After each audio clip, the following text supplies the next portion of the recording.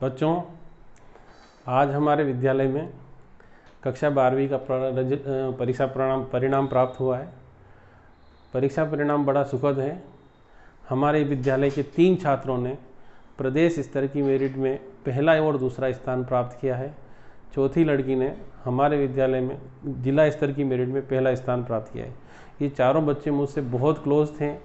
हमेशा मुझसे प्रश्न मेरे घर पे आकर के बार बार सर ये प्रश्न हल करा दो, सर ये प्रश्न हल करा दो, हमेशा प्रश्न पूछते थे।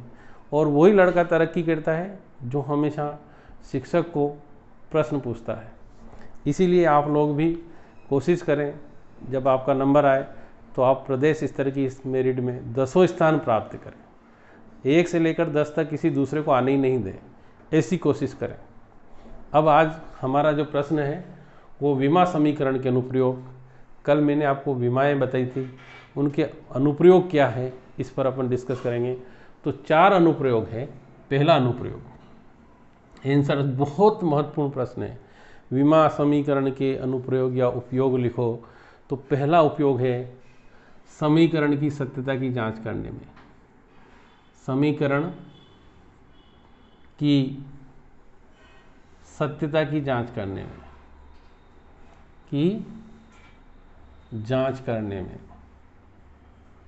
ठीक है ना, पहला अनुप्रयोग। दूसरा है भौतिक राशियों में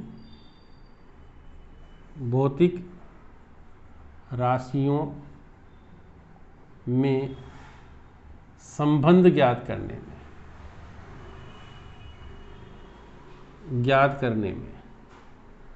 तीसरा है मात्रक को एक पद्धति से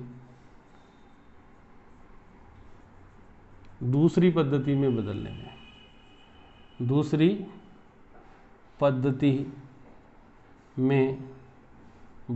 में। और चौथा है विभिन्न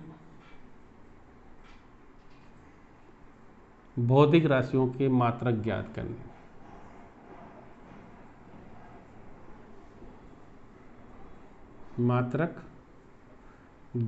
में। ये आपको 4 उपयोग पढ़ना है। चारों के ऊपर बहुत सवाल बनते हैं। जो सवाल बनेंगे, मैं कुछ मेथड बता रहा हूँ, उनको आप करेंगे तो बहुत अच्छा लगेगा। और वो हमेशा वही प्रश्न एग्जाम में आते हैं। आप ऐसा नहीं सीधा क्वेश्चन आ गया आप लिख के आ गए, ऐसा कभी नहीं होगा। आपको अपना माइंड बड़ा वाइड रखना है। ये फिजिक्स है, साइंस सब्जेक्ट आपने लिया है, बायो लिया है, मैथ्स लिया है, पर पढ़ना बहुत अच्छे से पड़ेगा, बहुत मेहनत करना पड़ेगी। और जो लड़के मेहनत करते हैं निश्चित रूप से वो सफलता प्राप्त कर जाते हैं। अब मैंने 4 ही प्रश्न था। अब देखिए, समीकरण की सत्यता की जांच, आंसर लिखा दिया है, ठीक है ना। अब समीकरण की सत्यता की जांच करो। प्रश्न अगला है, इसमें 10 सवाल है। मैं कुछ सवाल बता रहा हूँ, आप अपने हिसाब से अपनी कॉपी में बुक में देखेंगे, वहाँ बहुत सारे दे रखे हैं। यहाँ लिखा है समीकरणों की सत्यता की जांच करो।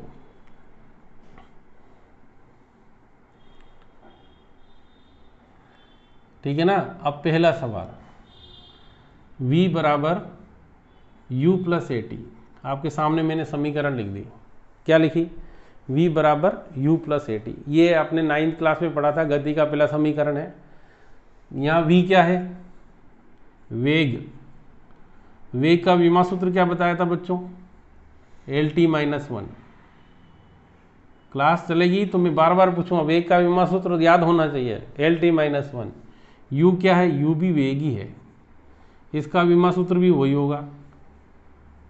a क्या था? त्वरण। त्वरण का विमा सूत्र क्या है? LT-2। फिर t क्या है? समय। और समय का विमा सूत्र कितना? t। अब ये मान रखें समीकरण में, देखो LT-1 प्लस LT-2 गुणित 2t। इधर LT-1 बराबर LT-1 प्लस LT-2 प्लस 1। कहाँ से आया 1? ये इसकी घात 1 है। हमने पढ़ा था x की घात m इंटू x की घात n x की घात m प्लस n, आधार समान हो, गुणा की क्रिया हो तो घातें जुड़ जाती है। तो ये घातें क्या हो गई यहाँ पर, इन दोनों की जुड़ेगी। यहाँ बीच में प्लस है, ध्यान रखना। तो LT minus one, LT minus one कितना आ गया, LT माइनस वन। समझ में आ रहा ना, दो में से एक चला जाएगा। अब 2LT माइनस वन, देखें दोनों पक्षों की विमाएं समान है। ये दो संख्या है, संख्या की कोई विमा नहीं होती है। तो यहाँ लिखेंगे चूंकि समीकरण में दोनों पक्षों की विमाएं समान होती है, पक्षों की विमाएं समान है, अतः समीकरण सत्य है। अगर दोनों विमाएं समान नहीं आती तो समीकरण असत्य हो जाता। ठीक है, आप इसको एक बार अच्छे से देख लें।